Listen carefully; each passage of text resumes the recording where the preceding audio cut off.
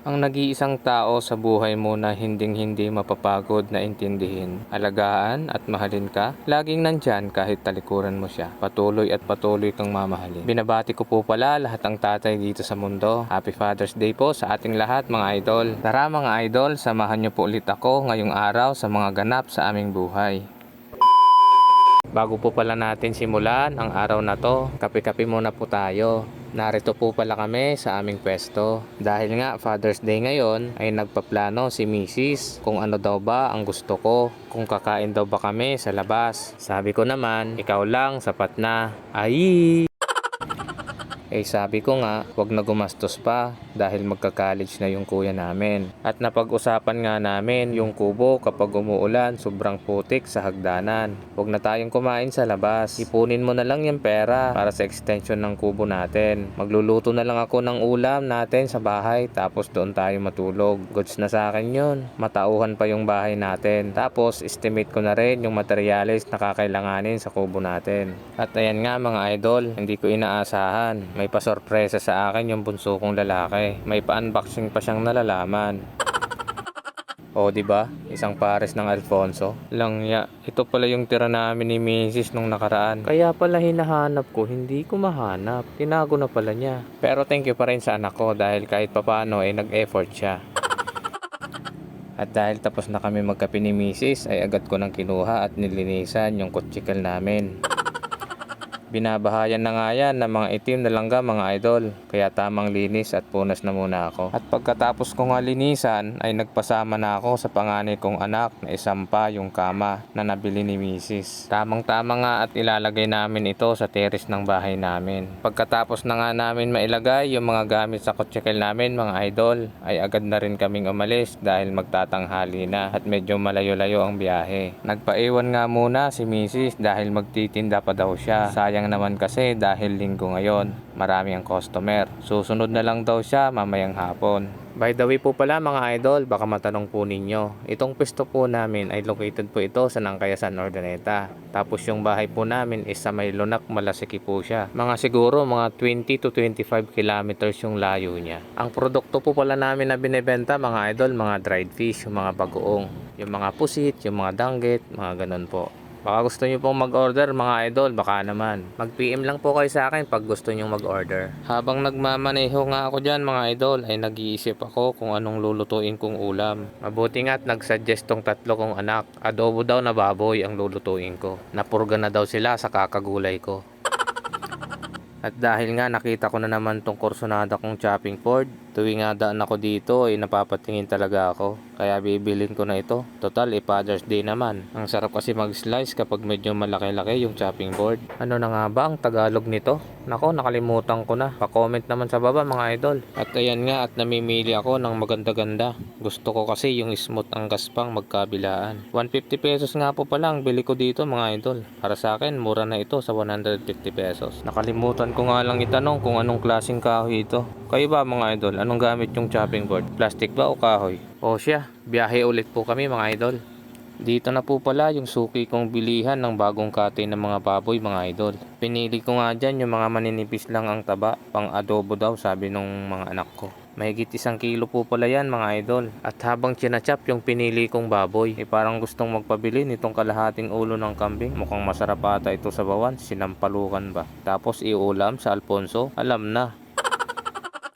Located po pala itong suki ko sa Nangkamaliran, Urdaneta. Along the highway po ito mga idol. Malapit sa gasolinahan at simbahan. Bagong kate po lahat ng binibenta dito mga idol. Kaya kung mapadaan po kayo dito, dito na kayo bumili. At biyahe ulit kami mga idol. Muntik ko nang makalimutan, bibilang ko pa pala ito ng isasahog sa adobo. Ang fresh ng mga gulay oh. Sarap magpinakbet o inabraw. Saging na saba at onion leaves lang po pala ang bibili natin dito mga idol. Konting kembot na lang at makakarating na rin tayo sa bahay. Sa wakas at nakarating na rin kami sa aming munting bahay. Thank you Lord sa safe na biyahe. Halos mag-iisang oras din yung biyahe namin mga idol. Pero kasi kapag may mga ganitong karga yung tricycle natin, hindi naman kasi tayo pwedeng magpatakbo ng mabilis. At pagkatapos nga namin ilagay yung kama sa terrace namin, ay binuksan ko na rin agad pala yung deep well motor pump mga idol para makaigib yung anak ko at para makapagsaing na rin. Tamang walis-walis na nga rin dyan yung panganay ko mga idol. Natutuwa talaga ako sa chopping board na ito na binili ko mga idol. Parang sarap laging magluto. Ayan nga at hinugasan ko na ng very light para makapaghiwa na ng sangkap para sa lulutuin nating adobo. Sunod ko na rin po pala hinugasan yung mahigit 1 kilong baboy sa pangmalakasan kong kawali mga idol. Hinugasan ko rin yan ng very light para hindi mawala ang lasa. Ayun no, ang bilis magdikdik ng bawang sa bago kong chopping board. Titimplahan po pala natin ito ng kaunting toyo, kaunting bawang na native at Tomorigato, Ajinomoto ne. at kaunting paminta mga idol. Imamarinate po pala natin ito ng mga ilang oras mga idol para mas lalong manuot yung lasa. At syempre para mas lalong madagdagan pa yung lasa nung minarinate natin. Huwag nating kalilimutang imekos-mekos mga idol. Nag-ready na rin po pala ako dyan ng ibang sangkap na gagamitin para doon sa kambing na binili natin mga idol. At habang naghihiwa pala ako dyan ng mga sangkap mga idol ay pinagluto ko muna ng instant pancit canton yung anak ko. Dahil gutom na mga persons, yan na muna ang pananghalian namin for today's video mga idol. Sa terrace na nga kami kumain dyan mga idol dahil mainit sa loob. Total may kama na rin kaming dinala. Saktong-sakto nga ito dito mga idol. Itong kama pala na ito mga idol ay may butas sa dulo. Galing kasi ito sa spa na nagsara. Ibininta sa misis ko. Tignan nyo nga mga idol kung gaano kataba yung utak ng anak ko. Saktong-sakto talaga yung malukong nagamit niya sa butas. Talagang tinadhana yung sukat. At pagkatapos ko nga magpababa ng kinain dyan mga idol, chinek ko tong amplifier namin. Paano ba naman kasi, isang piraso lang ang gumagana, yung kaliwa lang. Heto nga at saktong kalikot lang mga idol. Ang dahilan pala ay hindi na gumagana yung ibang terminal. Buti na lang talaga at may extra pang terminal na gumagana. Kaya hayun, nilipat ko lang sa ibang terminal. Hayun, goods na. Ready na ito mamaya pang video okay. Mabuti na lang talaga at magaling tayong mga likot. Balik na tayo sa pagluluto mga idol. Bali prepare ko na rin po pala dyan yung pangmalakasan kong kawali. Nagkamali po pala ako dyan mga idol. Hindi ko sana igigisa yan. Kaso nakahiwa na ako ng sibuyas at bawang at nailagay ko na rin yung mantika sa kawali. Palalabasin ko lang sana yung natural niyang mantika. Nilagyan ko na rin po pala dyan ng dahon ng laurel mga idol. Takpan lang muna natin mga idol para lumabas ang natural niyang aroma at para lumambot na rin. At habang pinapalambot natin yung baboy mga idol, hugasan muna natin at linisan yung kalahating ulo ng kambing mga idol na binili natin. Isasanglaw po muna natin yan sa luya at saka kaunting patis mga idol. Umpisa na natin isanglaw. At dahil naka-multitasking mode tayo mga idol, babalatan na rin natin yung saging na saba na pangsahog sa adobo natin. Naging favorite na rin ng mga anak ko yung mga ganitong adobo mga idol, saba lang sinasahog. Mas gusto nila kasi yung saging kaysa yung karot tsaka yung sa patatas. Mas malasa naman talaga yung saging. At nung nawalan na ng tubig yung sinanglaw natin, lalagyan na natin to ng maraming tubig para palambutin. Medyo matagal yan palambutin mga idol kasi medyo makunat yung balat. Binalikan ko nga itong inaadobo natin mga idol at ito nga at nagmamantika na. Binawasan ko nga yan at inilagay sa lalagyan kasi sobrang dami ng mantika. May naalala nga ako dito sa mantika ng baboy mga idol. Nung maliit pa ako, madalas ko tong iulam sa kanin. Maglalagay lang ako ng kaunting kalamansi sa bagoong. Goods na sa akin. Alam ko mga idol, inuulam nyo rin ito nung bata kayo. At pagkatapos natin mabawasan ng mantika, maglalagay na tayo ng konting tubig para medyo lumambot-lambot pa.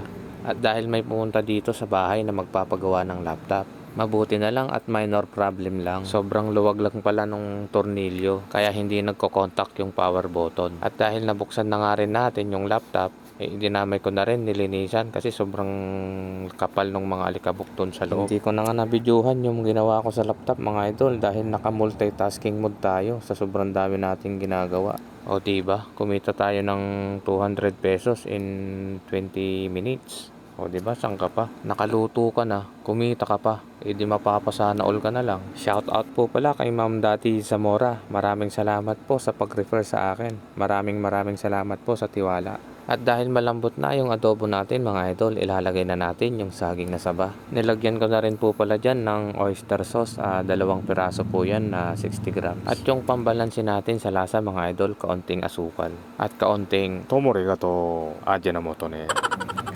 At syempre yung pinakurat na suka mga idol na templado na. Pang all around po pala yan na suka mga idol. Pwedeng pwede sa chicharon yan. Pwedeng pwede rin po sa pansit. Nako, ang sarap po niyan. Nagsusupply rin po kami ng ganyang suka mga idol. PM lang kayo sa akin pag gusto nyo. Yun oh, adobong tuyong tuyo. Nako, sarap nito. At ito na yung pinaka-exciting part mga idol.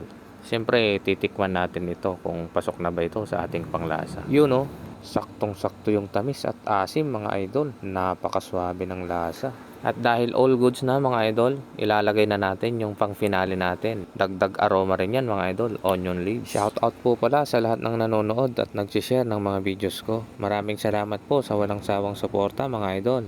I love you all. So, yan lang po muna ang ganap mga idol. See you po ulit sa next vlog ko mga idol. God bless you all.